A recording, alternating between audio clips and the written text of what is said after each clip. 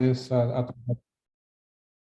buenas tardes a todos los que estáis virtualmente en este webinar que organiza la Escuela de Práctica Jurídica y cuya misión es pues informar sobre los últimos, algunas de las últimas modificaciones que ha habido y novedades en el ámbito tanto de la fiscalidad internacional como en el de más concreto de precios de transferencia. Porque aparte por la oportunidad de que efectivamente se han producido bastantes cambios, ¿por qué estamos haciendo también esta presentación? David y yo, la escuela nos ha pedido que un poco en el marco de los cursos que organiza la escuela, todos de enfoque muy práctico en el marco de la fiscalidad, en este caso internacional, pues que aprovechando ese curso que empieza dentro de poco y que combina efectivamente, como hace este webinar, tanto la fiscalidad internacional como los precios de transferencia, que evidentemente están muy interrelacionados. Y tanto David como yo, que trabajamos de manera conjunta en varios proyectos y clientes, lo vemos, creemos que es también muy interesante para el profesional pues ver ese enfoque conjunto. Y ya digo que al hilo de esa presentación, pues informar de novedades. Os presento a David, para los que no los conozcáis, que como digo es un excelente profesional de precio de transferencia, abogado y doctor. No es tan frecuente ver a expertos de precio de transferencia que sean además abogados, y en eso se nota muchísimo la experiencia y la calidad del trabajo de David. Somos además compañeros del grupo de expertos de Fiscalía Internacional de la Asociación Española de Asesores Fiscales, y David es además director de la práctica de precio de transferencia de Mazars, con una amplísima experiencia en temas de precios y en fiscalidad internacional. Como digo, lo que va a hacer David es apuntar algunas de las novedades que ha habido en materia de precios. Después intervendré yo para hacer lo propio en algún tema muy concreto. Lógicamente, en el tiempo que nos damos en esta charla, pues no podemos tampoco incidir en demasiado detalle, pero sí me ha parecido preferible incidir en un tema muy concreto de fiscalidad internacional, que también tiene su vertiente de precios, pero que está ahora muy en boca de muchos profesionales, que es el tema de las holdings y la nueva transparencia fiscal internacional, y cómo afecta un poco al ámbito de la planificación y la estructuración de inversiones de la empresa española. Y después, como decía antes, pues David y yo haremos una pequeña presentación de un poco ese área de intersección que hay entre los precios de transferencia y la fiscalidad internacional en el trabajo diario de los clientes y de los proyectos, que en el curso que damos él y yo y otros varios profesionales de varios despachos y de la administración, pues tratamos de enfocar de una manera muy práctica con casos, etcétera. Y sin más, pues os dejo con David. Como sabéis, esto es un webinar, no hay posibilidad de intervenir con micrófono, pero sí que lo podéis hacer, por supuesto, a través del chat que tenéis en la pantalla. Y, por supuesto, que cualquier cuestión, cualquier pregunta, cualquier aclaración que necesitéis, podéis desde ya plantearla en el chat, y en la medida que podamos, tanto David como yo, estaremos encantados de atender. Sin más, David, te doy la palabra. Vale, pues nada, gracias José Luis por esta presentación.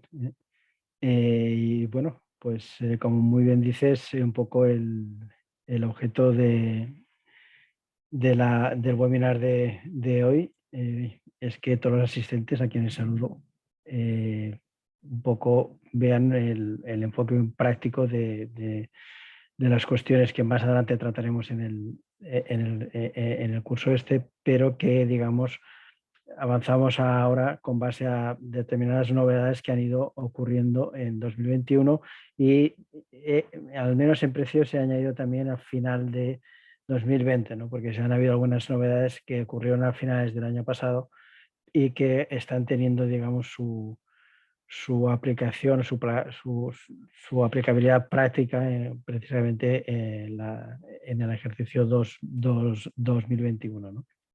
Y sin más preámbulos, vamos allá. Lo he dividido básicamente en 4 grandes temas. Primero, en lo que refiere a novedades más destacables. Después, si os parece, sí que comentaré un poco desde el punto de vista de inspecciones y de temas judiciales que llevo, que temas contenciosos, un poco donde están, digamos, la mayor parte de cuestiones que este año pues, me estoy encontrando, ¿no?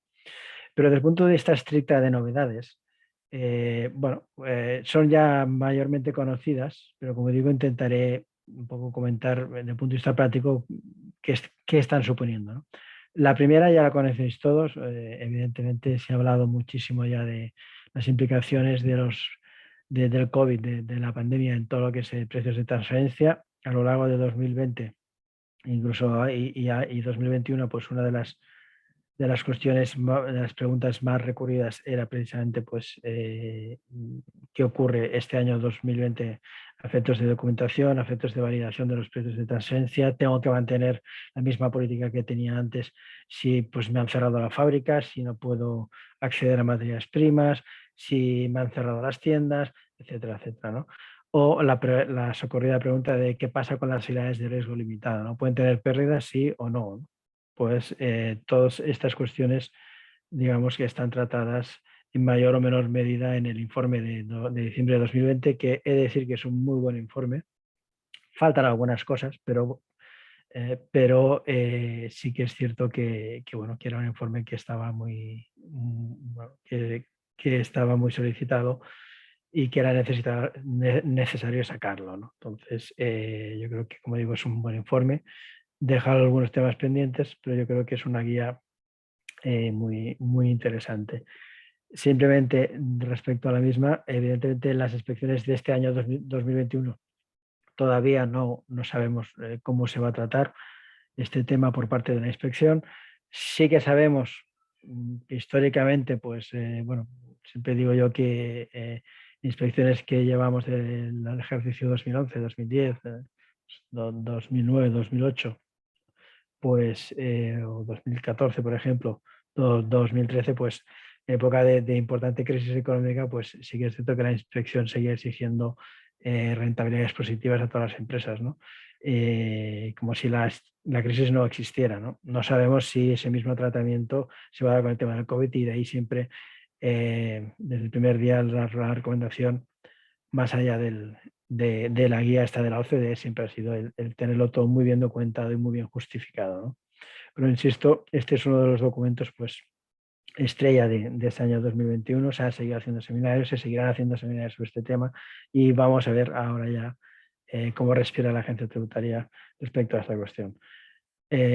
Otra de las cuestiones claves de este año, de las novedades más relevantes, ha sido la ya conocida nota de la agencia tributaria sobre el rango de valores. Esta nota de febrero de 2021, que de alguna manera fue pues, como una nota guión reacción a la sentencia del caso IKEA, la sentencia de la Audiencia Nacional del caso IKEA y a la problemática que le suponía determinadas, digamos, actuaciones o maneras de actuar clásicas de la inspección. Me refiero esencialmente al ajuste de forma automática a la mediana, ¿no?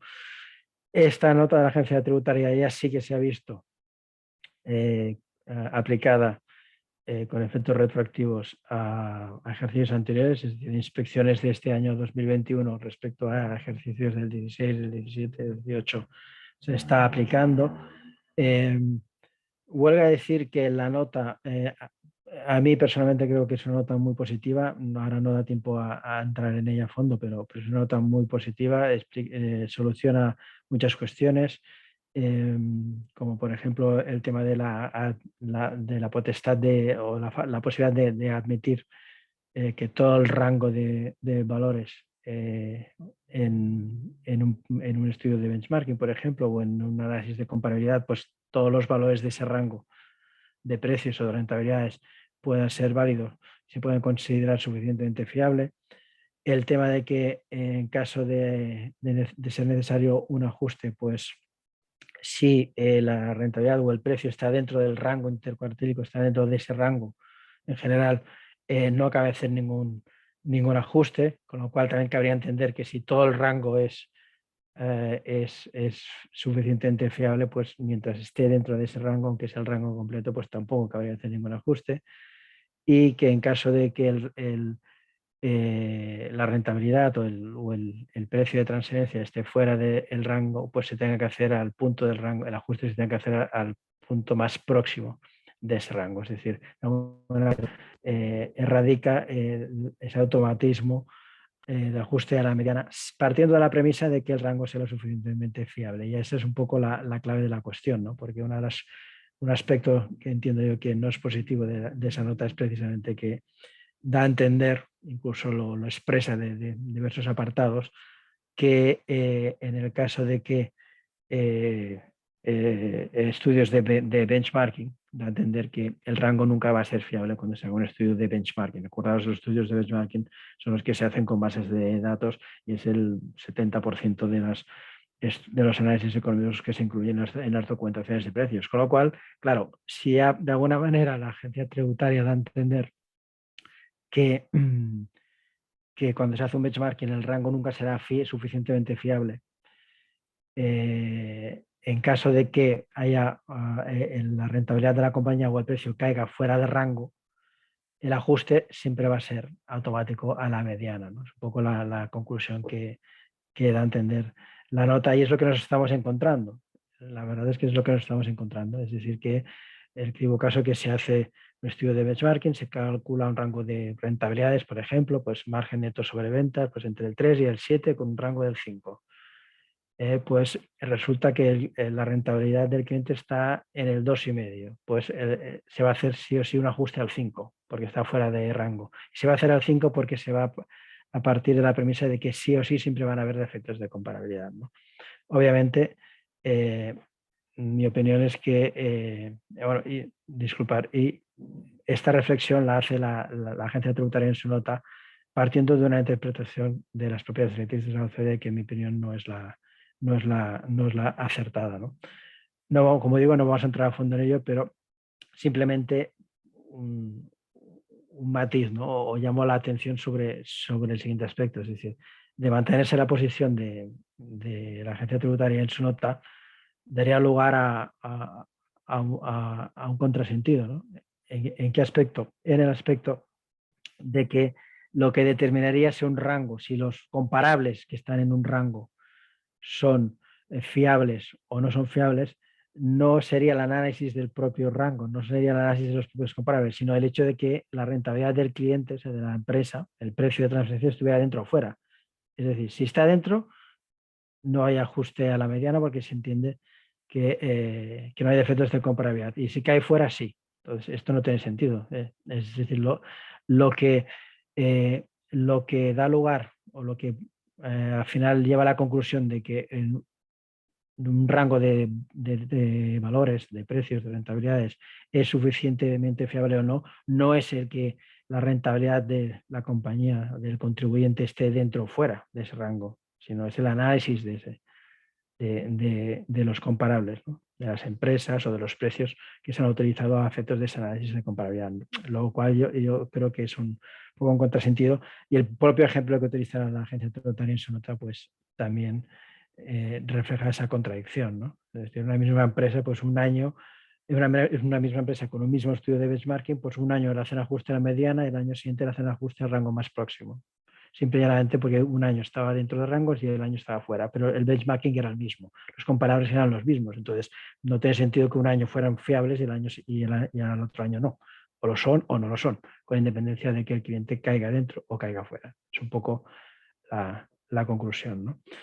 Otra de las novedades, y esta sí que es muy relevante también, que cayó a final del año pasado, pero que está teniendo mucho impacto este año 2021 y que está dando mucho que hablar, es, digamos, la sentencia del Tribunal Supremo, la 1465/2020, el caso Sarali, ¿vale? Que de alguna manera viene a consolidar, digamos, la doctrina del Tribunal Supremo sobre la aplicación del artículo 9 del modelo de convenio a efectos de recalificación de operaciones vinculadas. Acordaros que en precios de transferencia se puede discutir el valor o el precio, ¿no? Que es lo habitual, ¿vale? Es lo esencial en precios de transferencia, pero también lo que se puede es cuestionar, digamos, la naturaleza de la operación, ¿no? ¿Y con base a qué? Con base al principio esencial en precios de transferencia, es que cuando tú analizas una transacción tienes que delimitar correctamente esa operación, ¿no? O sea, el primer paso es delimitar correctamente esa operación, delimitar correctamente las funciones, los riesgos, los activos que las empresas están implicando en esa transacción. Y una vez delimitada correctamente esa operación es cuando ya se entra al ejercicio valorativo, ¿no? Por tanto, digamos, son como dos fases, ¿no?, del análisis de procesos de transferencia. El primero es la delimitar correctamente la operación y el segundo es lo que es la valoración. Bien, pues si la agencia tributaria entiende que esa operación tal cual la han configurado las partes no se adecua realmente al fondo económico de esa transacción, ahí es donde viene la recalificación de la misma. Actualmente suele suceder muchísimo, sobre todo con operaciones financieras, ¿no? Operaciones de financiación que se están recalificando como aportaciones de capital, como distribuciones de dividendo, etcétera, pero no como préstamo. Es decir, ya no entran a discutir si el tipo de intereses tiene que ser más alto o más bajo. Lo que están es recalificando la operación, es decir, están cuestionando la naturaleza de la misma. Pues bien, esta sentencia, la sentencia Sareli es clave porque de alguna manera cierra un poco el círculo, aunque algún autor sigue pensando que el círculo no está cerrado del todo.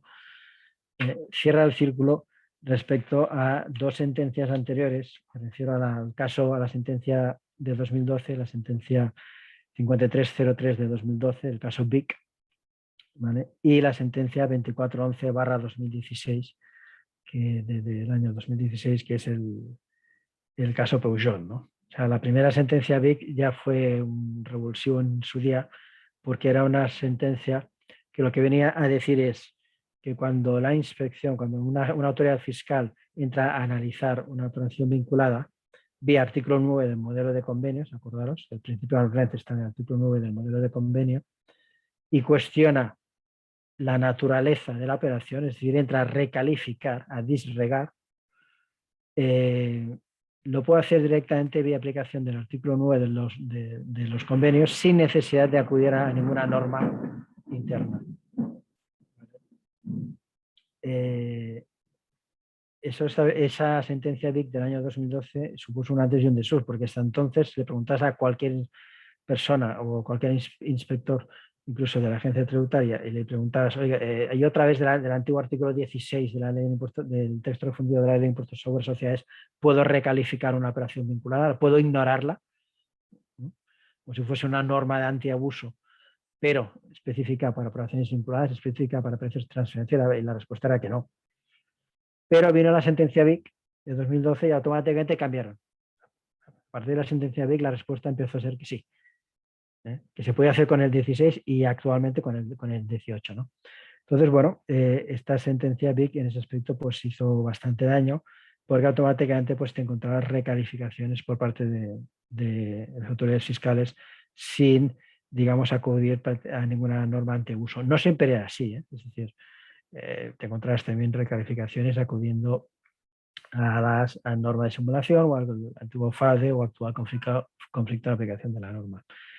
La sentencia Peugeot vino un poco a matizar esta sentencia BIC anterior, dando a entender que la recalificación parcial en operaciones vinculadas es decir, aquella reconfiguración de las condiciones de una operación en aras a poder, digamos, calcular un precio, un valor que sea adecuado al principio de libre competencia, al principio arm's length, ¿no?, que sea adecuado desde el punto de vista de precios de transferencia, sí o sí se tenía que hacer mediante la aplicación de una norma antiabuso interna. Es decir, no se podía hacer directamente solo por aplicación del artículo 9.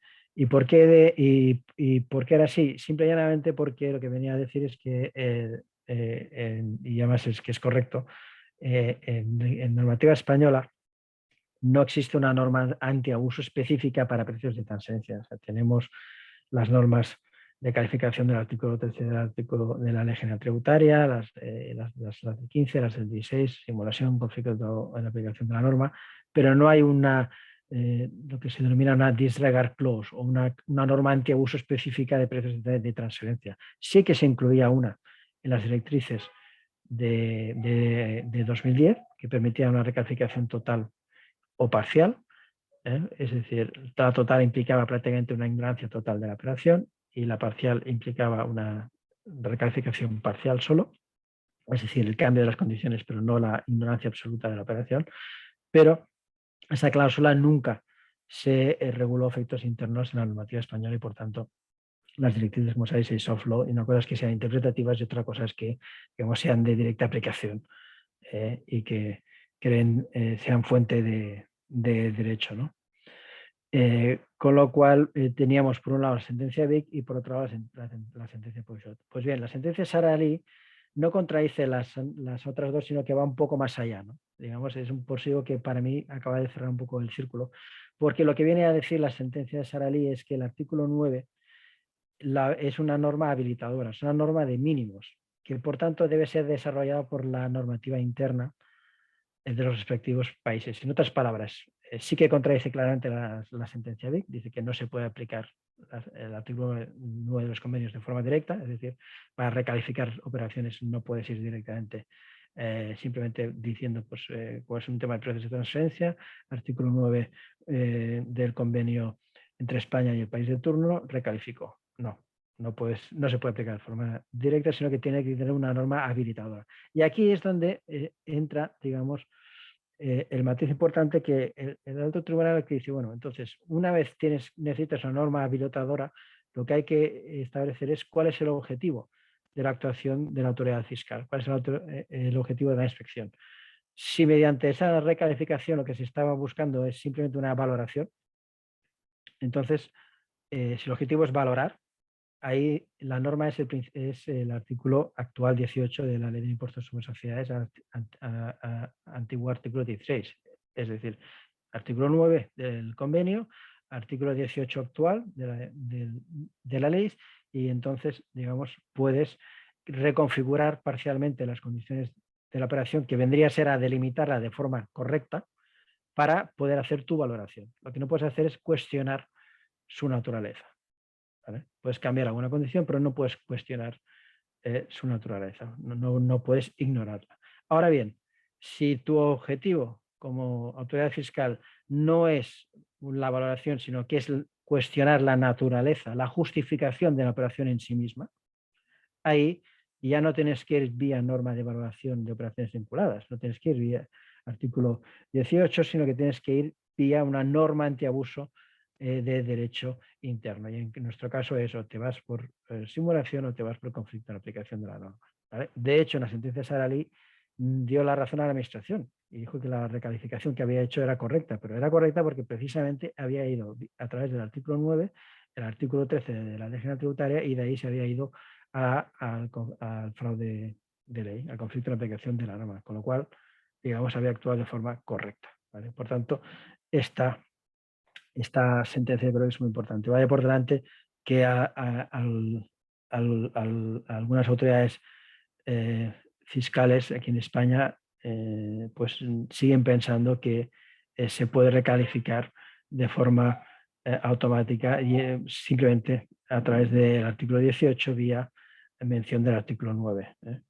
¿Con base a qué? Pues con base a la afirmación de que si tú valorativamente puedes valorar un bien que está valorado en 100, lo puedes valorar en 0 por una norma de valoración, pues ¿por qué no vas a poder cambiar ignorar totalmente la naturaleza jurídica de la operación? Yo creo que son cosas distintas, pero en algún manual de Francis Lefebvre, por ejemplo, que creo que ha hecho Néstor, pues defiende esa posición, ¿no? Es decir, si puedes ajustar al 100% el valor de la transacción, ¿por qué no vas a poder ignorarla desde el punto de vista jurídico? ¿No? Yo creo que son cosas distintas, ¿no? Pero bueno, todas las opiniones son respetables y más si vienen de Néstor.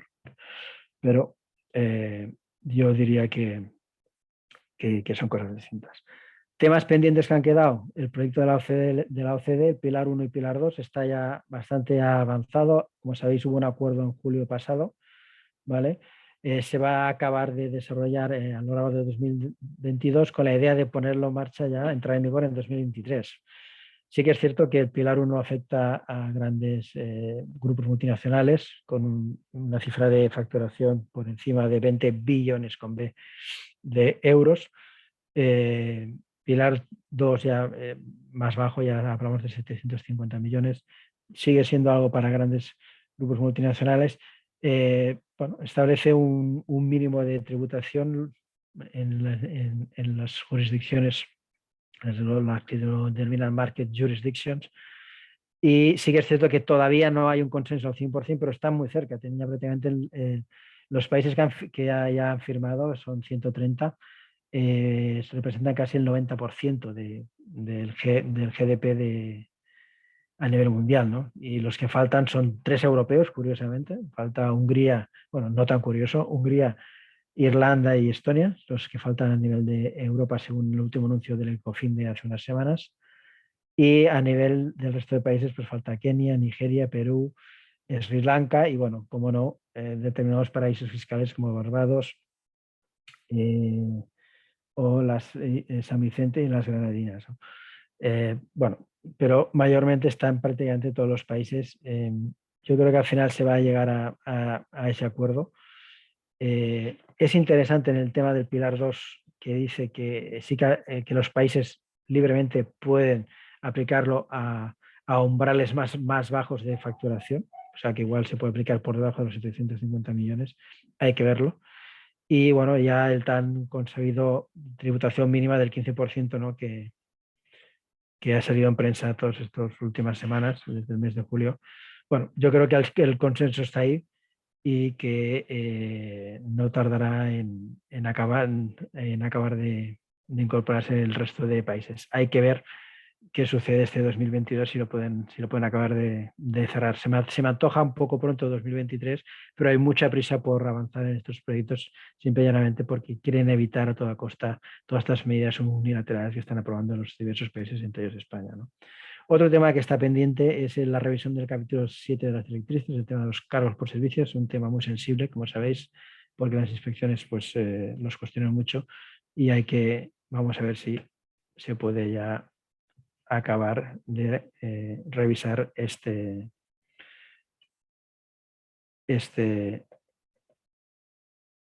capítulo 7. Bien, y ya para cerrar, simplemente temas actuales de inspección. Lo que no me he encontrado todo este 2021.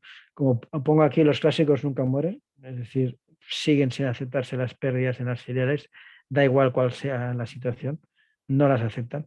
He tenido situaciones bastante grotescas, incluso totalmente justificadas, empresas que han perdido el 70% de sus clientes en un año y siguen sin aceptarlos, bajo el argumento de que el grupo lo tenía que haber previsto. No sé, es una situación ya un poco que en estos casos básicamente si lo tienes todo bien justificado y bien documentado, bueno, pues simplemente no se acepta por parte de la administración pues que una filial tenga pérdidas. Igual un año te lo aceptarán, pero no más. Y entonces al final llega un momento, si están realmente bien justificadas, pues no hay más remedio que firmar en disconformidad, ¿no? Es una lástima, pero bueno, es un poco lo que hay. Siguen evidentemente el clásico de siempre, los servicios de apoyo a la gestión o los management fees siguen dando mucha guerra. Es prácticamente imposible también que te los acepten. Te aceptan a IT a un cargo directo, pero poco más. Sí es cierto que en el pasado se ha abusado mucho, eso también es verdad, pero bueno, no digo que es una batalla perdida, porque al final sí que se ganan tribunales, se están ganando muchos temas de estos, y en procedimientos amistosos, digamos, están enmendando la plana a la agencia tributaria en muchos aspectos. Yo creo que su posición, no me atrevería a decir si responde a un siempre se dice que si va ligado a los bonus, que si es un tema recaudatorio, yo no entro en estas disquisiciones. Sí que sé, y lo tengo muy claro, es que adoptan posturas maximalistas.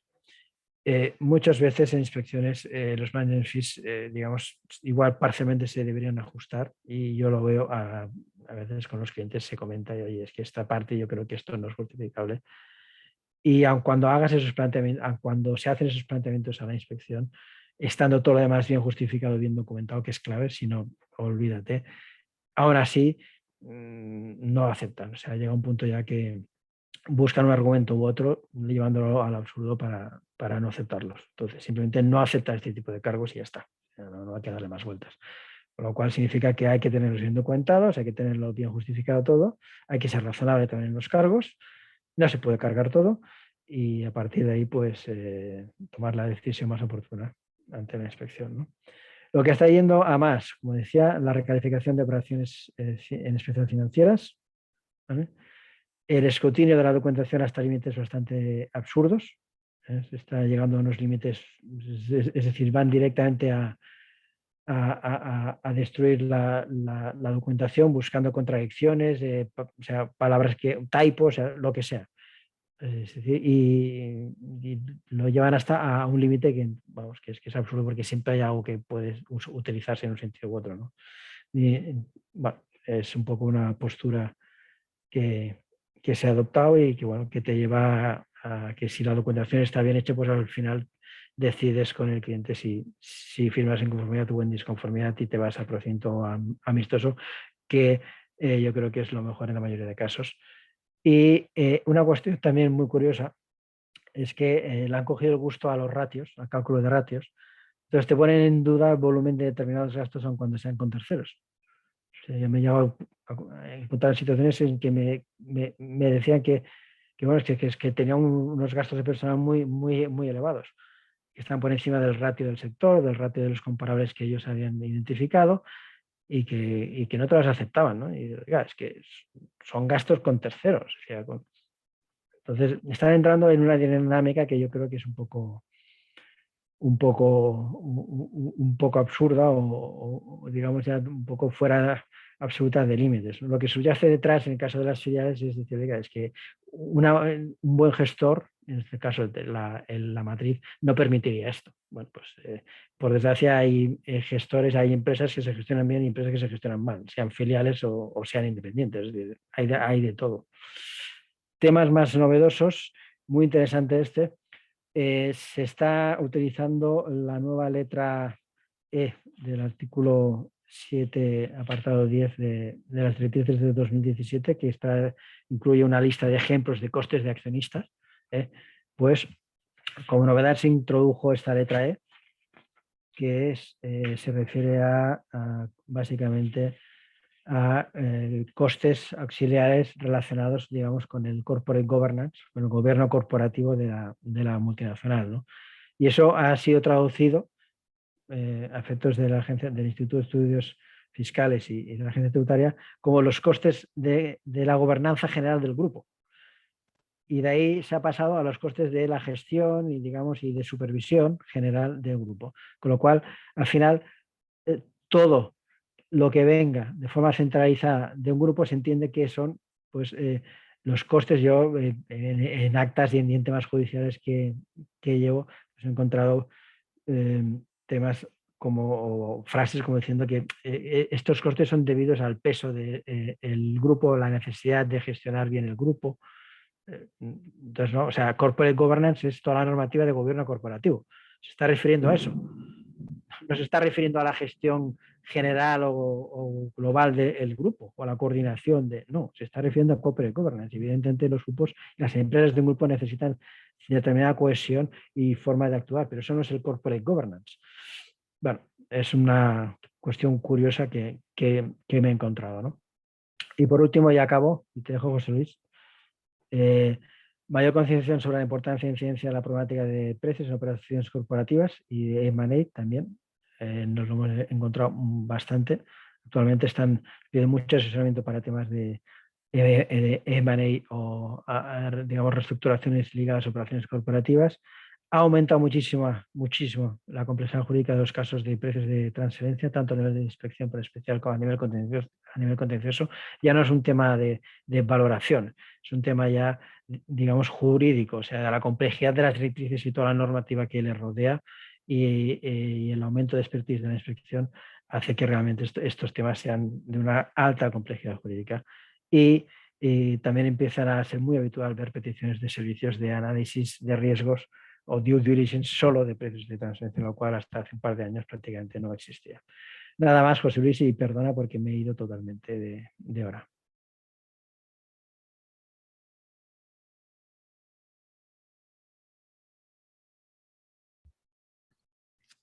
Gracias a ti, David. Muy interesante todo lo que cuentas, como siempre. Vamos a ver, pues para no pasarnos del tiempo que teníamos asignado, que en principio era de 1 hora, voy directamente a la presentación. Espero saber hacerlo.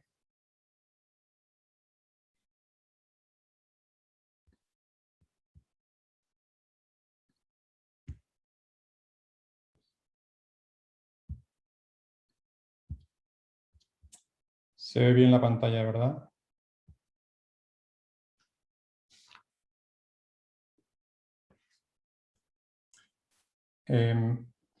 David, también he visto que había una pregunta para ti, pero si quieres la dejamos para después. Yo, en cualquier caso, voy a ser un poquito más breve que tú, así que podemos atenderla después. Bien, como decía, este segundo bloque, breve bloque de la presentación de la charla de hoy, tiene que ver con novedades que han sucedido en el plano de la fiscalidad internacional. No necesariamente en este año, también como decía David, pues algunas se han producido en el año pasado, pero con efectos fundamentalmente en este año y siguientes. La primera de ellas es la ley 11, la de presupuestos generales del Estado, en donde, como sabéis, pues, se ha recortado un poco con el ánimo de recaudar, declarado, el ánimo declarado de recaudar la exención que hay para dividendos y plusvalías de fuente tanto española como extranjera, y la eliminación del requisito alternativo al de la participación del 5% de los 20 millones de euros para poder acceder a esa exención. Los que somos ya un poquito más viejos, pues recordamos que ese requisito alternativo no fue más que una copia de lo que ya había en Bélgica y en Luxemburgo en su momento, en el momento en el que se decidió por parte del legislador competir con los regímenes holding que había en nuestro entorno más cercano, ¿no? En Europa, y en el momento en que en España se decidió pasar de un sistema de crédito a un sistema de exención. Pero bueno, es verdad que ese tipo de ese requisito alternativo pues permitía una serie de planificaciones para ciertos patrimonios y situaciones que políticamente pues este gobierno no ha considerado adecuado mantener. Volveremos sobre este punto por lo que decía al principio del efecto que tiene combinado con la más reciente norma de modificación de la ley del régimen de transparencia fiscal internacional. A continuación, lo único que hago es citar cosas que ya todos sabéis, pero que bueno, no dejan de ser efectivamente novedades y que están perfilando de una manera muy importante y también muy rápida, diría yo, como decía, la planificación fiscal internacional que se hacía hace 25 o 30 años, no es desde luego la que se hace ahora, pero sobre todo lo que llama la atención es la rapidez con la que se están produciendo los cambios y la rapidez con la que se van a seguir produciendo, ¿no?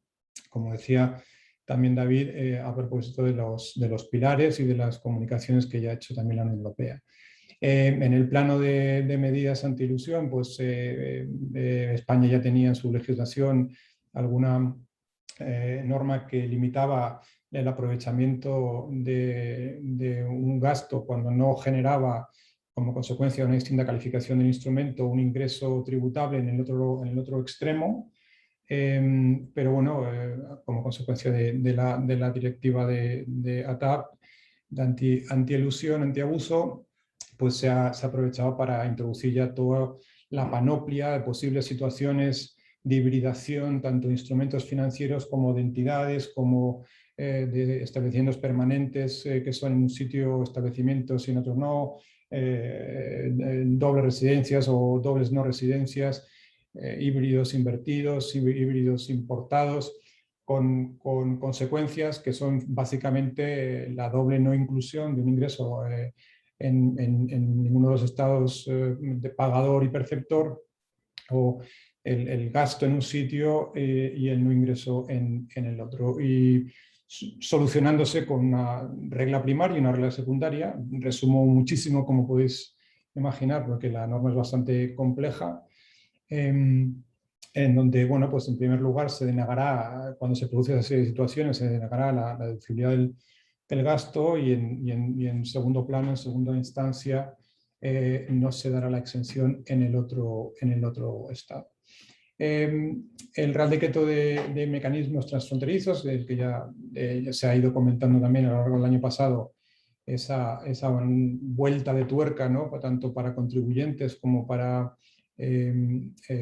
intermediarios, así lo llama la norma, asesores y otros intermediarios que intervienen en la implementación, diseño, ejecución de determinados mecanismos que se entienden que son potencialmente agresivos y de los cuales la Administración Tributaria quiere tener conocimiento para saber qué hacer, si tiene que investigarlos o tiene que modificar las normas. Eso no nos lo dicen. Conforme una serie de señas distintivas que están en el anexo correspondiente de la Directiva de Intercambio de Información en su 6ª versión, por eso DAC 6. No me detengo ahí. Por fin, la que sí que es norma un poquito más reciente, aprobada en julio, por lo tanto todavía no da mucho tiempo a comentarla, aunque ya se están preparando muchísimas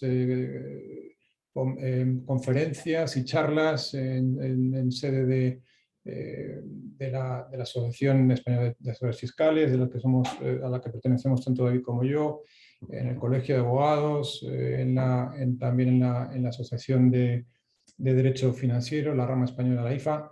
¿Por qué?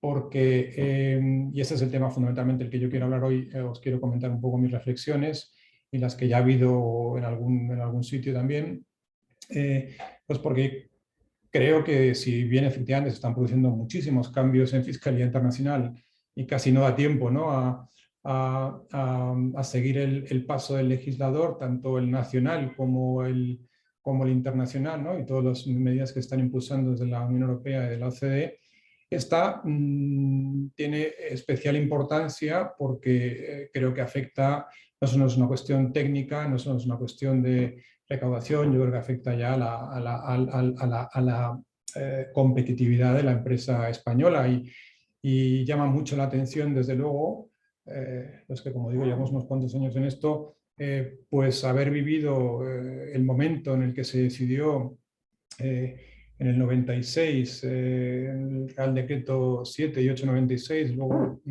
transpuestos en la Ley 10, se decidió dar un impulso a la internacionalización de la empresa española con la introducción de esos 20 bis, 30 bis, que bueno, pues establecían un sistema de deducción plena primero, después exención a la hora de repatriar dividendos y obtener plusvalías por la transmisión de participaciones exterior, con bueno, una marcha atrás que yo creo que tampoco está del todo pensada, con todos mis respetos al legislador y al prelegislador. Y eso tiene que ver fundamentalmente con la transparencia fiscal internacional. Esta ley también introduce otro elemento más de ataque, que es el de la imposición de salida, sustituyendo un sistema de suspensión del pago del impuesto por las salidas de España, deslocalización de activos, cambios de residencia, y se añade también ahora cesación de actividad, como por otra parte podría ser tomado como efectivamente como una operación vinculada también, ahora que está aquí también David. Pero yo me voy a detener más bien en la otra. Como decía, se sustituye el sistema de suspensión por no de fraccionamiento en la imposición de salida, y luego también está el anuncio, o el nuevo anuncio, habría que decir, y esperado, de una nueva regulación de los paraísos fiscales, que tantas consecuencias tienen en tantos ámbitos de la ley del impuesto de sociedades y de renta y de otras. Se trata de alinear un poco el concepto de paraíso fiscal con el de otras jurisdicciones en el ámbito de la Unión Europea y de la OCDE, al de jurisdicción no cooperativa, pues incidiendo más que en la baja tributación, que también, sobre todo en el clima de progresiva transparencia, ¿no?, que es exigible ahora a cualquier Estado OCDE y no OCDE, bajo las penas del infierno, sobre todo compartir información, ¿no?, que es un poco por donde van los tiros desde hace ya varios años. Menos armonización fiscal, aunque parece que esto toma otro impulso con los pilares, pero sobre todo intercambio de información, que nadie se pueda esconder ni eludir el impuesto. ¿Cuál es ese efecto combinado que preocupa a tanta gente ahora mismo, empresas y asesores, de las leyes 11.20 y 11.21? Esas leyes 11, que por utilizar el símil futbolístico parece que van a meter un gol por toda la escuadra a la empresa española. Antes de quizá meternos en lo que, bueno, seguramente ya muchos de vosotros conocéis perfectamente, pero que yo quiero quizá hacer alguna reflexión adicional, a modo de introducción creo que es conveniente y necesario recordar el área, el ámbito en el cual se está introduciendo esta serie de modificaciones a la Ley 11 en transparencia fiscal internacional, que no es otro, lógicamente, que el de las normas antielusión. Por lo tanto, como tales normas antielusión deben ser legisladas y deben ser interpretadas y deben ser aplicadas. Y tenemos un cuerpo de jurisprudencia en el ámbito de la Unión Europea muy rico, desde Cadbury-Schweppes hasta los casos daneses, ¿no?, en relación con transparencia fiscal internacional y con la tributación de dividendos. Y en donde, bueno, digamos que está ese umbral, ese test transversal de lo que es un mecanismo completamente artificial, carente de ningún otro motivo que no sea el fiscal, por un lado, y por otro,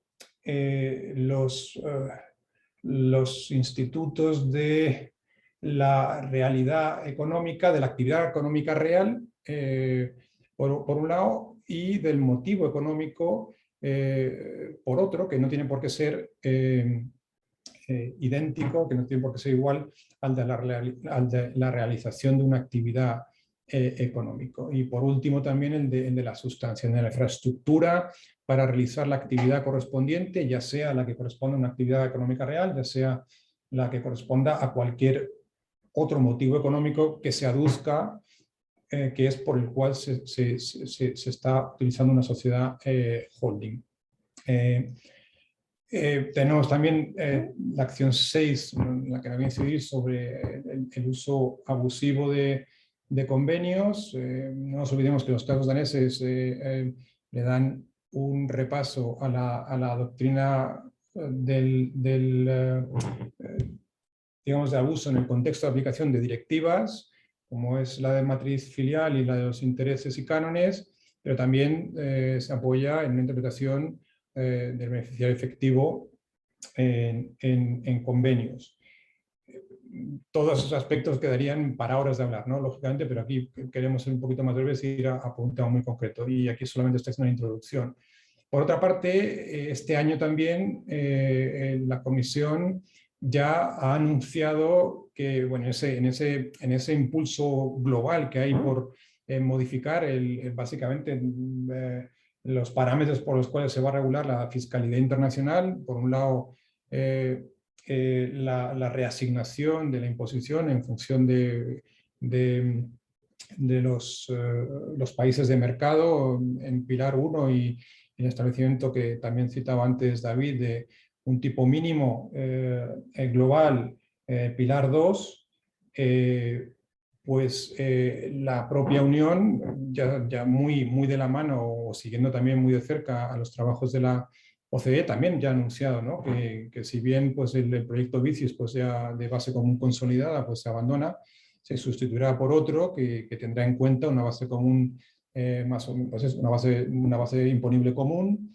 y unos repartos, unas claves de reparto que serán acordadas. La verdad es que todo esto nos parecía fiscalidad ficción hace unos años y es realmente espectacular ver cómo poco a poco pues, se va obteniendo este consenso, ¿no? que también se vio en este verano, a comienzos de verano, y bueno, pues que aunque se ha retrasado, ya se ha anunciado se anunció ya por Pascal Amans que se retrasaría, pues bueno, pues estamos todos expectantes para ver en qué se va concretando, pero que a nadie nos cabe duda ya, yo creo, ya nadie duda de que efectivamente esto será una realidad y con bastante más velocidad de la que cualquiera podía esperar antes.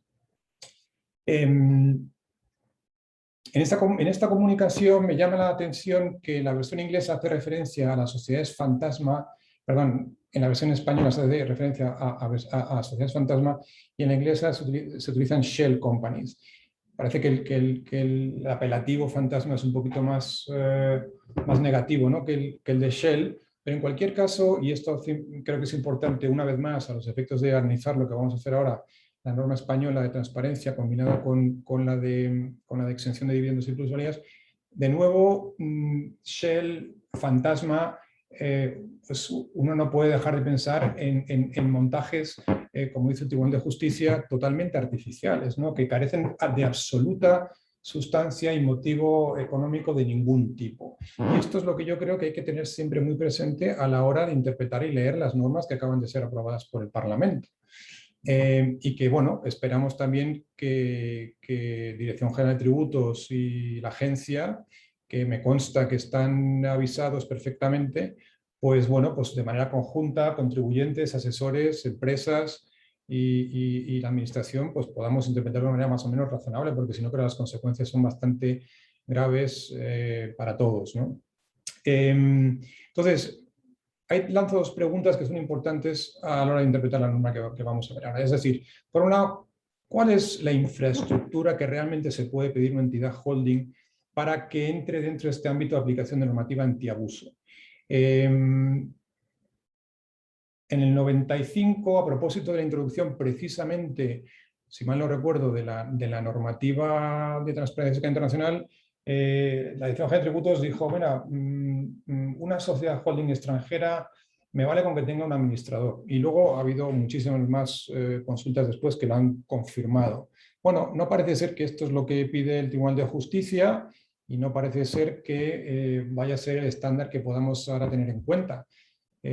Aunque hay una gran pregunta ahí, ¿no? Exactamente qué se considera que debe tener una entidad holding para tener esa infraestructura mínima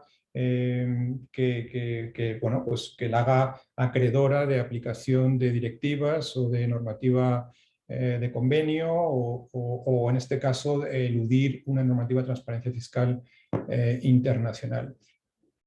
¿Qué motivo económico válido puede tener una sociedad holding para efectivamente salirse de esa zona de normativa antielusión cuando no estemos hablando pues, de una sociedad operativa que además de realizar actividad operativa pues tenga otras participaciones, lógicamente?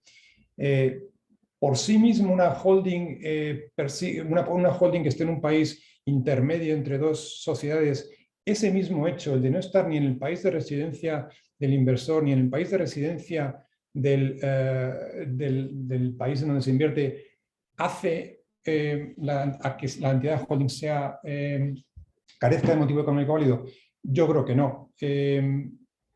Vamos al tema. Como sabéis perfectamente todos, el esquema básico de la obligación de imputación en transparencia es que cuando se tiene más del 50% más de una sociedad extranjera que obtiene una serie de rentas que tienen carácter de imputables y una tributación inferior al 75% de lo que correspondería en España, en el IRPF o en sociedades, pues esa sociedad debe imputar sus rentas al socio español con independencia que se hayan repartido efectivamente las rentas o no.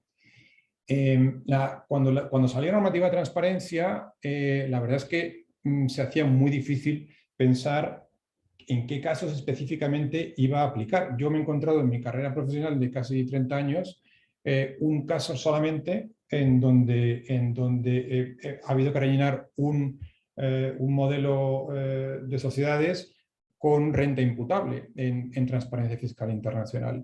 Y los demás han sido, desde luego, de los que yo he visto, pues porque te salías por un sitio o te salías por otro. Y no es que buscases esquemas ilusorios, es que la norma era bastante generosa. Pero efectivamente desde el 95 pues, ha habido bastantes recortes y en concreto en la Ley 11/2021 se han producido algunos de bastante calado. Por un lado, se elimina ya la participación cualificada como excepción a la norma de imputación cuando se tiene un 5% con la intención de gestionar la participación.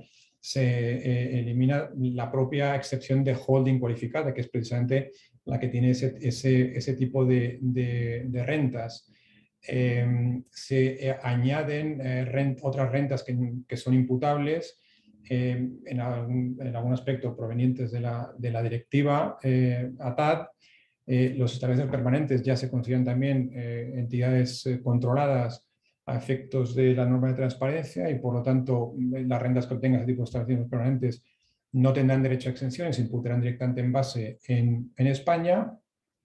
En relación con la exención que había para las sociedades holding de la Unión Europea, pues curiosamente a mí me parece, igual yo lo leo mal, pero a mí me parece que se vende como una mejora el haber sacado uno de los requisitos que había antes, que era que para que una sociedad de la Unión Europea estuviese excluida de la normativa de transparencia, tenía que realizar una actividad económica y tener un motivo económico válido, pues ahora se quita el requisito de la actividad económica y solo tiene que tener un motivo económico válido.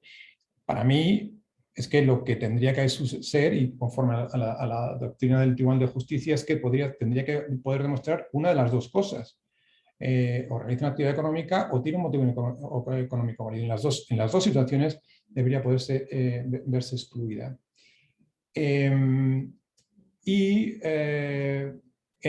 Cuando una renta ya ha sido previamente imputada, pues ahora para alinearlo con la normativa que se introdujo en presupuestos de limitación a la exención de dividendos y plusvalías al 95% de la renta, pues cuando se reparte un dividendo con cargo a renta previamente imputado en transparencia, solo se podrá deducir, solo quedará exenta el 95% de esa renta. Y ahora veremos cómo esto provoca doble imposición y qué podemos hacer, qué podemos decir para sostener una interpretación distinta, más acorde con la normativa europea, de la que procede, no nos olvidemos, también la norma de transparencia fiscal internacional, que debe ser interpretada conforme a los criterios del Tribunal de Justicia, como ha dicho ya el Tribunal de Justicia varias veces, y que yo creo que de una manera u otra deberíamos encontrar esa interpretación y ese consenso entre administración y contribuyentes. Porque la letra de la ley ahora mismo, la verdad es que es un poco inquietante.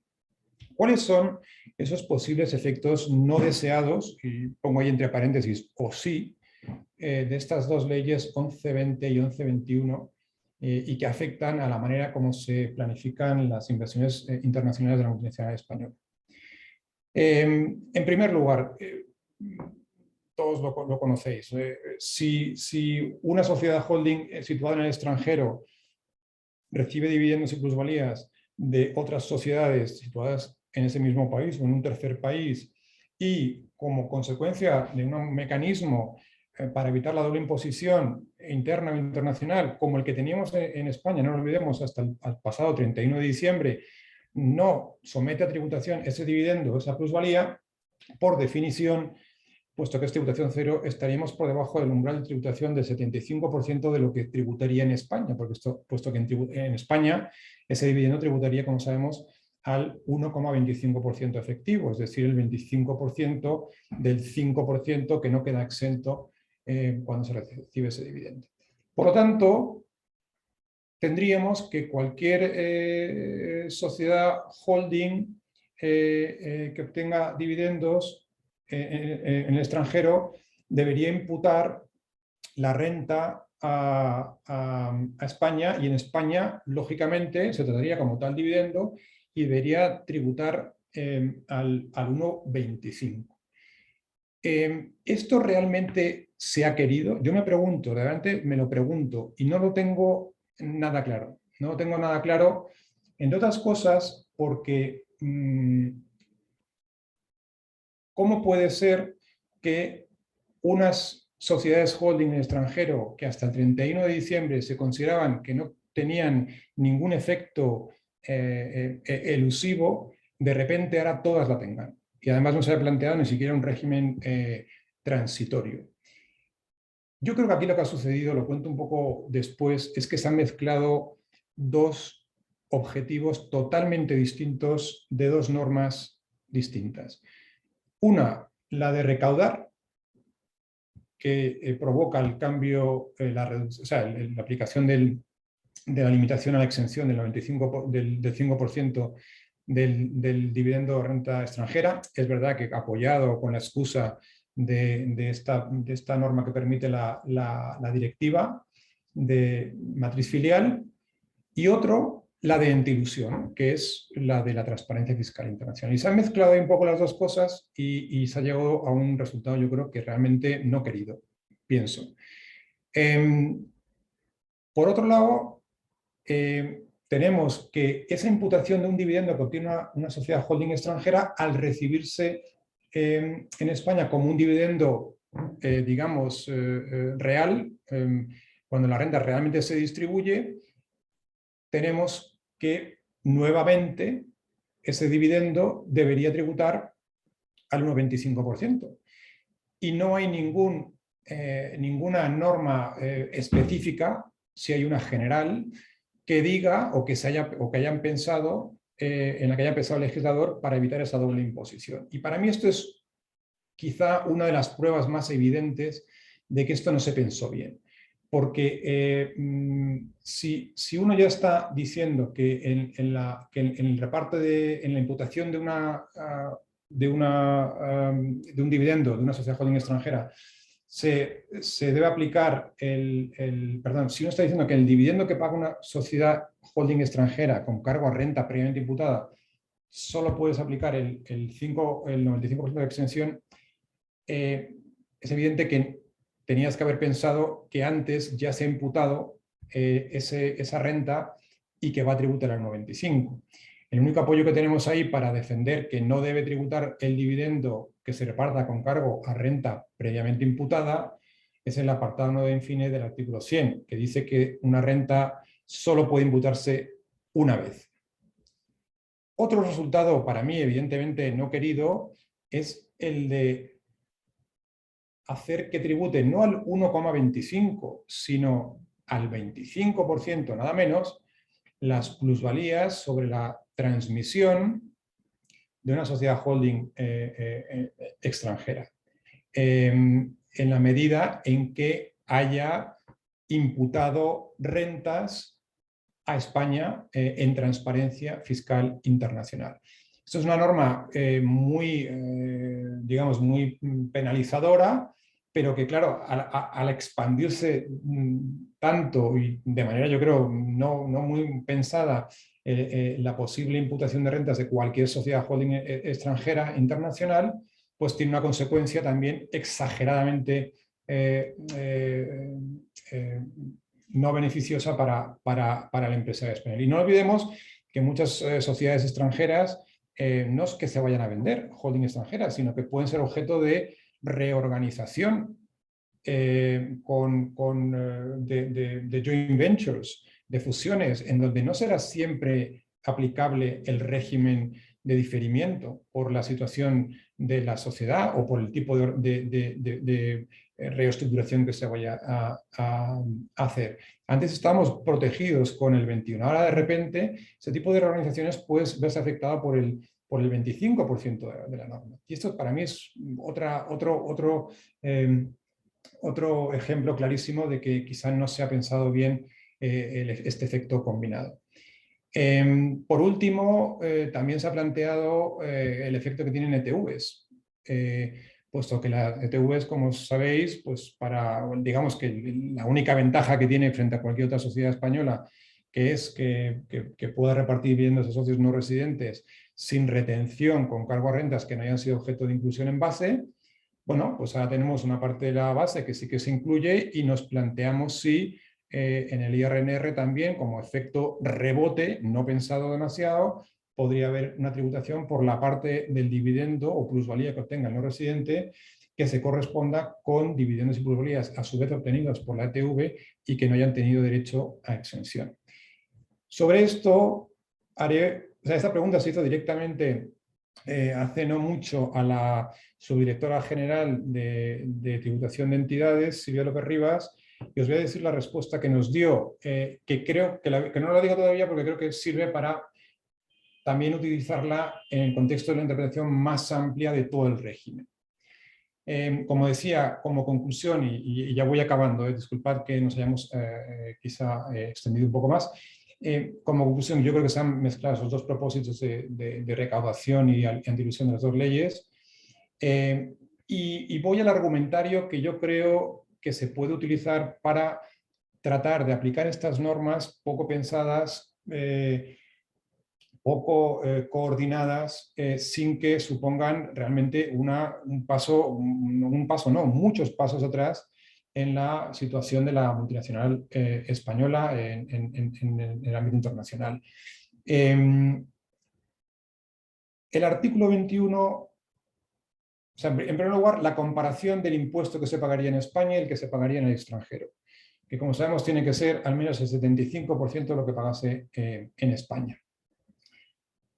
El artículo 21 contiene una exención plena. A esto, aquí quería llegar con lo que os decía antes sobre la pregunta que se hizo a Silvia López Rivas sobre si ella creía que efectivamente en el contexto de TVs un socio no residente debía tributar en IRNR ahora a partir de que el artículo 21, que se aplica también a las ETVs, pues no concede una exención plena al dividendo procedente del extranjero.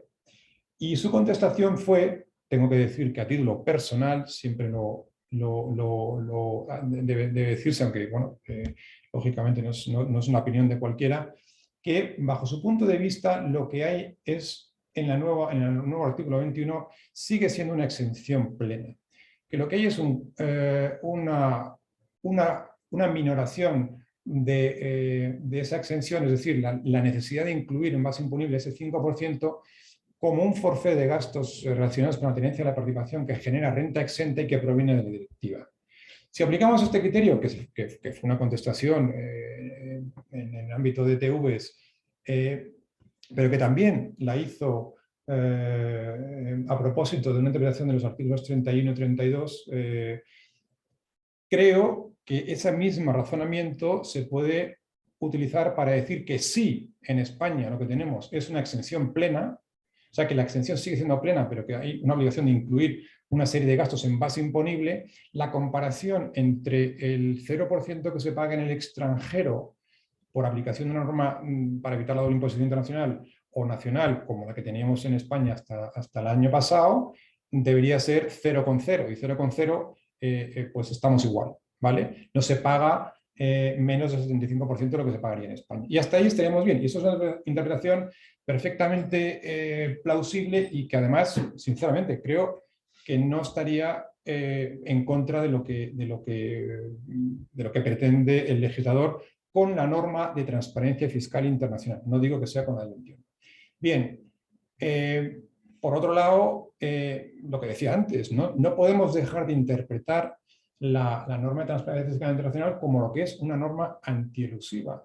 Y por lo tanto, el criterio, la salvaguarda, los puertos seguros de actividad económica o motivo económico válido deben tenerse muy presentes en este tipo de estructuras y solo deben ser objeto de ataque las que sean abusivas. Y esto es algo que evidentemente es jurisprudencia y es concepto jurídico indeterminado, pero que creo que debería estar bastante claro. Y entidades que son holding, pues porque aunan los intereses de varios socios para invertir en un proyecto conjunto, las que se constituyen para gestionar una zona geográfica determinada o una división de negocio determinado. Todas esas cosas, siempre que no sean artificiales, yo creo que entran perfectamente en lo que es la práctica habitual de las multinacionales que no persiguen precisamente un beneficio fiscal. Por último, hay que tener en cuenta también que en muchos casos donde tengamos holdings internacionales, habrá que tener en cuenta el artículo 110 que nos permite, a la hora de calcular el impuesto que se debe pagar como imputación en España, nos permite deducir los impuestos que se hayan pagado en el extranjero previamente, con el objeto de precisamente evitar la doble imposición internacional. Bien, estos impuestos pueden bajar ad infinitum, siempre que tengamos los porcentajes de participación del 32, no sé cuál es, el 5%. Y teniendo en cuenta que, como el 32 también, hay un límite, ahí está el límite de lo que se habría pagado en España. Y que eso, lo que se habría pagado en España, hay que tenerlo en cuenta, pues siguiendo las instrucciones que la propia agencia tributaria pues, se ha encargado de recordar en una nota a principios de este año, sobre algo que bueno, pues la gente a veces se le olvida, ¿no? Que están en la doble imposición jurídica y económica internacional, hay un límite que es precisamente lo que se habría pagado en España y que en ese cálculo hay que tener en cuenta pues, los gastos directos y los indirectos, etc. Por lo cual, no siempre, por lo menos en teoría, se va a evitar esa potencial doble imposición, pero hay que tenerlo en cuenta, que ese dividendo, que en teoría, o sea, que si se hubiese que imputarlo, vendría con un crédito fiscal, que es el procedente, en la mayoría de los casos de grupos de sociedades por lo menos, que es el procedente de los subyacentes y de las retenciones, tanto doble imposición económica como jurídica internacional, que ha tenido lugar en el camino hasta llegar a la holding. Bien, un apunte muy breve sobre la lista de jurisdicciones no cooperativas, ¿no? que anuncia la ley también 11.21. Se sustituye el concepto de paraíso por el de jurisdicción no cooperativa, como decía antes. Se anuncia que la lista va a ser dinámica. Yo no pude evitar sonreírme cuando vi lo de la lista dinámica, porque claro, después de 30 años que llevamos con la lista de paraísos fiscales, que, bueno, que de manera informal se ha ido actualizando, pues claro, no sé qué dinamismo esperar del legislador o en este caso del ministerio, ¿no? Que será quien sea el encargado de actualizarlo. Por otra parte, me pregunto qué tipo de seguridad jurídica, teniendo en cuenta todas las consecuencias que tiene la normativa española, los males del infierno a los que se lanza, a los que osen estar en un paraíso fiscal. Bueno, si el dinamismo va a ser, por ejemplo, el de la Unión Europea, quiero recordar que son 2 veces al año, o es la OCDE, ya no recuerdo, la que con periodicidad bianual pues, actualiza la lista, si España hará lo propio o no, o tendrá una periodicidad un poco más larga, porque claro, la toma de decisiones de inversión pues puede verse afectada, ¿no? Habrá periodos transitorios para los que hayan hecho una inversión. En fin, eso es una cosa que creo que preocupa. Sobre este tema también se preguntó a la subdirectora general antes del verano y yo creo que dijo que no sabía y que supiese tampoco podría contar, pero efectivamente yo creo que esto es una cosa que todavía está por pensar, ¿no? Los criterios que se van a seguir pues van a ser un poco los que ya se utilizan por la OCDE y por la Unión Europea de transparencia, de si hay algún régimen específico offshore o hay baja o nula tributación. El problema aquí es que bueno, la OCDE tiene su lista, la Unión Europea tiene su lista, la lista española ahora mismo, conforme a la normativa que tenemos, pues tiene algunos que están en la lista de uno y otros que no. Realmente hay una gran incógnita sobre cuál es el criterio que se va a utilizar. Por otra parte, también importante, los convenios de doble imposición ya no serán puertos seguros, ni los intercambios, ni los acuerdos de intercambio de información, sino que bueno, pues, habrá que estar a lo que diga la orden correspondiente. Es verdad que, lógicamente, al ser norma jerárquicamente superior el convenio, en caso de conflicto, pues la norma dice que lógicamente se aplicará el convenio. Pero bueno, digamos que mucha expectación y muchísima inseguridad en relación con la nueva lista de jurisdicciones no cooperativas. Con eso yo acabo mi presentación nos estamos pasando bastante del tiempo que teníamos asignado. Agradezco muchísimo que os estéis quedando. Bueno, y ahora mismo, pues o sea, lo único que queríamos hacer es un poco cuña publicitaria, si nos permitís, tanto David como yo, como en nombre de la escuela, en nombre propio y en nombre de la Escuela de Práctica Jurídica, sobre este curso especial de Precios de Transferencia y Fiscalía Internacional, en donde nos hemos planteado enfocar la materia de una manera muy práctica por un lado y por otro, viendo efectivamente esa interrelación, ese trabajo conjunto que debe hacer, por lo menos en el ámbito de la planificación y del diseño de inversiones, el experto en precios y el experto en fiscalidad internacional, y no que solamente el experto en precios pues tiene que venir para hacer la política de precios o de documentación. Y David y yo, no sé si estás ya, David, Sí, sí, en- estoy.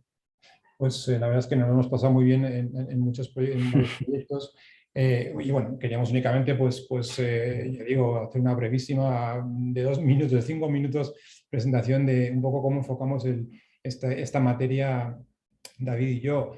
Un segundo, entonces, ups, Mientras, si quieres, sí, contesto una de las preguntas, sí, sí, sí, claro que las sí. buscas. Preguntaba por aquí Ignacio, creo que era Eduardo, no sé si era Eduardo, Juan Alberto, perdón. El tema de que sé que, cómo vemos el tema de que en las actas con acuerdo la inspección de alguna manera pretenda que renuncies al procedimiento amistoso. Bueno, yo lo que te diría es que bueno, en la acta con acuerdo, o sea, yo me lo he encontrado hasta en actas de conformidad, ¿no? En- yo que diferenciaría lo que dice la ley y lo que te puedes encontrar. Es decir, legalmente creo que ya lo sabes. Es decir, el acta con acuerdo, evidentemente, eh, solo se puede revisar, o sea, solo se puede modificar vía, bueno, si hay si puedes aducir un error en el derecho o hay un vicio en el consentimiento, o sea, por la vía especial de revisión administrativa, son casos muy tasados. Eh, pero una cosa es eso y otra cosa es el procedimiento para eliminar la doble posición. O sea, el procedimiento amistoso tú ya no discutes el fondo, simplemente lo que discutes es cómo se reparte o cómo se elimina la doble posición. Con lo cual, per se, no te pueden obligar a renunciar y aunque ya alguna vez había ocurrido en el pasado, no creo, no sé si tú, José Luis, te has encontrado actualmente que en actas hagan constar que el contribuyente renuncia. O sea, yo creo que esto es algo que igual se tendría a hacer o alguna vez yo me lo había encontrado en el pasado, pero actualmente no. Otra cosa es que se utilice el acta con acuerdo, que a veces, y yo lo he hecho, digamos, para poder cerrar digamos, de forma más exitosa una inspección, llegando a un acuerdo con la inspección, sabiendo el contribuyente que ya no va, o sea, que no va a seguir ninguna vía más, o en algunas jurisdicciones como Holanda, en los que, digamos, aun cuando sin necesidad de iniciar un procedimiento amistoso, si el ajuste no es muy relevante, eh, entre la autoridad fiscal holandesa y la matriz holandesa, por ejemplo, ya llegan a un acuerdo para regularizar esa situación sin necesidad de iniciar procedimiento amistoso. Entonces, dicho de otra manera, que en algunas ocasiones utilizamos de alguna manera, de forma no 100% adecuada, ¿no? El acta con acuerdo, ¿no? Pero en sí no te pueden obligar a renunciar. Veo que hay otra pregunta también que yo creo que es de precios para ti, David, si la quieres contestar, de Eduardo Camacho. Sí, el tema de los cargos por servicios. A ver, el tema de los cargos por servicios, que decía que, no, que es lo que se hace cuando no hay un precio de mercado. Pues cuando no hay un precio de mercado, que es muy habitual, que no haya un precio de mercado, aquí básicamente lo que tienes que es analizar muy bien lo que es la transacción, ver exactamente qué hace una parte y qué hace la otra, qué riesgos asume una, qué riesgos asume la otra, y sobre todo explicar la razonabilidad. O sea, en precios de transferencia, yo siempre digo que el comparable perfecto no existe, eso es una falacia. Con lo cual, la clave es en buscar, digamos, la solución más razonable y más fiable posible, de manera que en caso de inspección no puedan plantear una que sea más coherente y mejor que la tuya. Esa es la clave. Entonces, Eduardo, te diría razonabilidad. Explicarlo todo mucho, buscar algo que sea razonable. 9 de cada 10 veces, si lo que está haciendo la empresa es razonable, ya tienes, digamos, el 99% ganado. Todo tuyo, José Luis. Vale.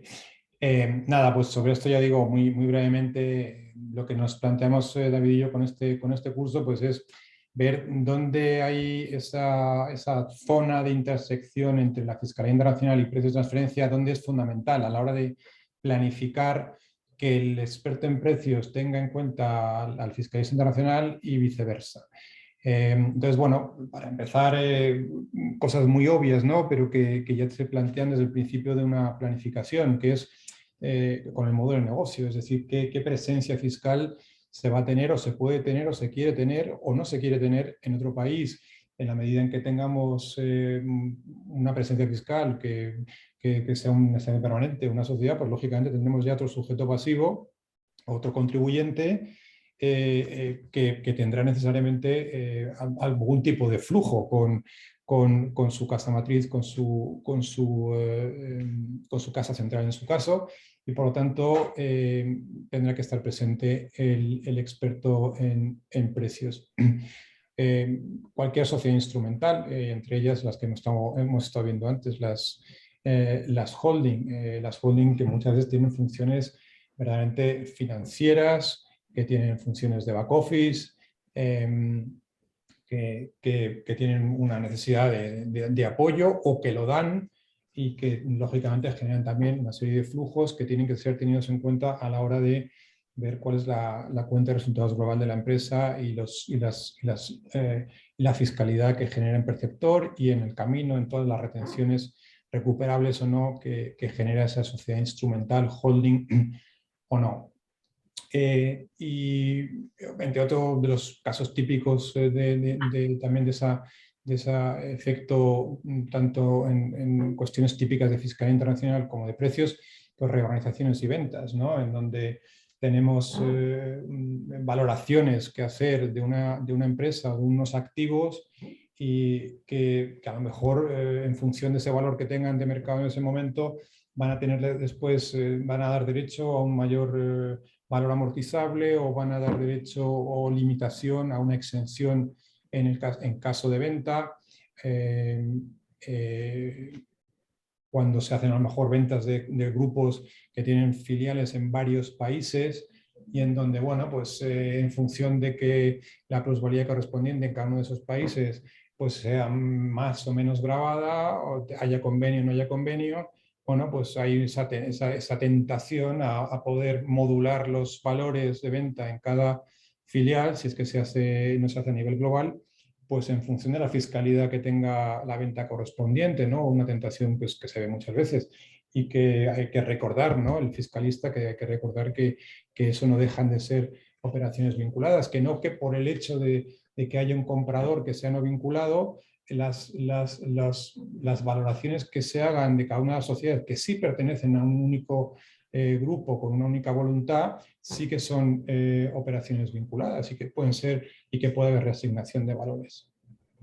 Sí, aquí, si me O, permites, José Luis, aquí es lo que comentaba antes, de que desde un tiempo a esta parte, sobre todo por parte de las áreas, digamos, de más de M&A o mercantil de los despachos, nos están contactando sobre todo para apoyarles no solo a justificar la reestructuración, si es que la hay, si ya sea en el seno de un grupo, que entonces sí o sí es un tema clarísimo, sino una vez hecha la operación de M&A o de compra, en readaptar toda la operativa y reorganizar internamente todo ese grupo, ¿no? Entonces era algo que antes era complicado digamos, de colocar, por llamarlo de alguna manera, a, a las empresas y a los despachos porque no lo veían, pero precisamente a raíz de la insistencia de la agencia tributaria en la fiscalización de todas estas operaciones, pues digamos, llevamos 2 años muy entretenidos. sí. Nada, muchas gracias, David. Lo que habíamos puesto aquí son Mm, algunos ejemplos de la práctica que desarrollamos con bastante más sí, extensión en el curso, pero que, bueno, pues que han dado lugar a plantearnos muchas cuestiones, ¿no? De esa aplicación combinada de aspectos de fiscalidad internacional y de precios. En el mundo startup, pues bueno, el mundo startup suele empezar con una idea con un intangible bueno, pues para empezar, ¿dónde sitúas el intangible? Pues de ahí depende la fiscalidad de la operación muchas veces y bueno, pues a veces sobre todo los startuperos, ¿no? Que son sí. gente joven y muy lista, pues no tienen, a lo mejor no se plantean este tipo de cosas como no se plantean muchas otras. Bueno, pues una cosa que nos hemos encontrado con alguna frecuencia, David y yo, es localizaciones y deslocalizaciones de intangibles en jurisdicciones que podían tener algún viso de razonabilidad desde el punto de vista de fiscalidad internacional, como por ejemplo puede ser la búsqueda de financiación en mercados que sean mucho más, que tengan un cierto apetito por ese tipo de inversión de riesgo, como puede ser el americano, pero que también, bueno, pues sin a lo mejor pensar demasiado, pues se traslada al intangible sin pensar que esa operación ya es una operación tributable en España, salvo que el intangible se afecte a un establecimiento permanente en España y bueno, en donde después eso como fiscalista internacional, pues dices, mira, esto es lo que pasa si lo sacas y no lo sacas, los flujos que se generan después, lógicamente, una vez que has situado un activo en un sitio, pues tendrás que ceder ese intangible, su uso, y eso generará un flujo que podrá estar sometido a retención o no, que sea recuperable o no en el otro sitio, y empiezas digamos, a complicar la estructura fiscal. Pero luego además es que viene el experto en precios y te dice que, bueno, que vamos a ver que esto de mover la titularidad de intangibles, que no es tan fácil desde el punto de vista de precios, David, ¿verdad? Correcto, sí, porque a veces lo que ocurre es que tú puedes mover la titularidad jurídica, pero eso no significa que la titularidad económica se quede donde está. Con lo cual, eso provoca pues problemas. Incluso a veces pensando después en la posterior, si la startup evoluciona favorablemente y demás, y pensando en la posterior, digamos, recuperación de la inversión vía venta, pues ahí va a veces, pues depende de cómo lo hayan estructurado, pues pueden tener problemas, ¿no? Claro, porque es fácil para una administración a lo mejor ver que se está transmitiendo un intangible, bueno, pues mediante la cesión de la titularidad, en su caso registrada o no en un registro público, o por lo menos, yo que sé, incorporada a un acta notarial, pero efectivamente, desde el punto de vista de valoración económica, que tiene efectos también en fiscalidad, pues habrá que atender a Claro. realmente dónde se está generando el Sí, sí, valor. es posible que el ingreso, para que nos entienda mejor, lo ingrese la entidad americana porque es la titular legal, pero desde el punto de vista de precios de transferencia, quien tuviera que quedarse con el 99% del precio es la española igual, o al revés. Claro, claro, claro. Entonces, ahí es donde tienes el problema, ¿no? Y ahí es donde creas un flujo a lo mejor innecesario que puede tener Correcto. tributación que no debería, que a lo mejor no tendría si hicieses coincidir y alineases titularidad jurídica y titularidad económica. Sí. Con deslocalización de actividades, a veces nos han venido los clientes y han dicho, oye, mira, que voy a cerrar esto y me voy a ir a otro sitio y tal, no sé qué. Y bueno, ya en su momento, pues mira, eso es una operación vinculada, porque tú tienes aquí un negocio, una capacidad de generación de rentas y tendrás que valorarlo. Ahora tenemos precisamente un hecho imponible nuevo, como mencionaba antes, como exit tax, Matrix, la cesación de actividades. Pero es que hay una sentencia una que yo conozca, seguro que es posible que haya más, de un grupo multinacional bastante grande asentado en el norte de España, que decidió un día, efectivamente, por costes laborales, o sea, una decisión totalmente de negocio, vamos, llevarse su operación de España a un país asiático y la administración le dijo que, bueno, que muy bien, que lógicamente es soberano a la hora de decidir dónde invierte y desde dónde fabrica y produce, pero que eso es una operación vinculada. Correcto. Y ahí se olvida normalmente que más allá del exit tax, está el hecho de que desde el punto de vista de procesos de transferencia, cuando tú estás deslocalizando actividades a favor de otra empresa que es vinculada, eso es una transfer pricing restructuring desde el punto de vista de procesos de transferencia, y entonces ahí hay que analizar la situación previa a la reestructuración, hay que analizar la racionalidad de la deslocalización en sí misma, los objetivos de negocio que comentabas antes, José Luis, y hay que ver cuál es la situación posterior. Y a partir de ahí, eso significa que sí o sí siempre se tiene que compensar a la entidad afectada, en este caso la española. No, o sea, precisamente no siempre se te la va a tener que compensar. Pero si no está debidamente justificada la razonabilidad de esa operación y no está bien analizada desde el punto de vista de productos de transferencia, automáticamente lo que dice Hacienda es que más allá de pagar por la transferencia de activos, hay que indemnizar o compensar a la entidad española por la pérdida de beneficio futuro. Y ahí es donde pegan un palo tremendo. Sí, sí. Bueno, ahí tenemos otro ejemplo más bueno, de los que ha habido sentencias, alguna reciente y otra no tan reciente, sobre la reclasificación de pagos por servicios que tenían un componente Correcto. de intangible, de cesión de intangible, y donde lógicamente pues, se quiere llevar, el contribuyente quiere llevar la tributación de esa renta por el artículo 7 de convenio de beneficio empresarial, que sin extracción permanente no da lugar a tributación en España, en vez de por artículo 12 en royalty, que sí que daría lugar a la tributación en España. Esto lo está provocando los cambios que ha habido en muchos países, sobre todo en relación con España, pues muchos países en Latinoamérica, que en las empresas españolas tienen mucha tendencia a tener intereses en Latinoamérica. Pues recientemente Colombia, México, Brasil ya es un clásico, pues han reformado, han habido reformas, cambios legislativos y con importantísimas restricciones a los cargos por servicio. Entonces, las empresas tienden ahora, de alguna manera, a aumentar sus márgenes para intentar incluir dentro del margen de venta de los bienes los cargos por servicios o royalties por marcas, etcétera, y ahí es donde viene la interacción con fiscalidad internacional y la reclasificación y el riesgo.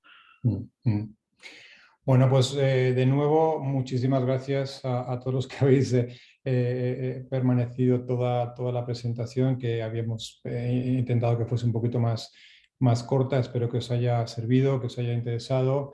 Y nada, si no hay más preguntas, pues os doy de nuevo las gracias en nombre de David y mío y de la escuela.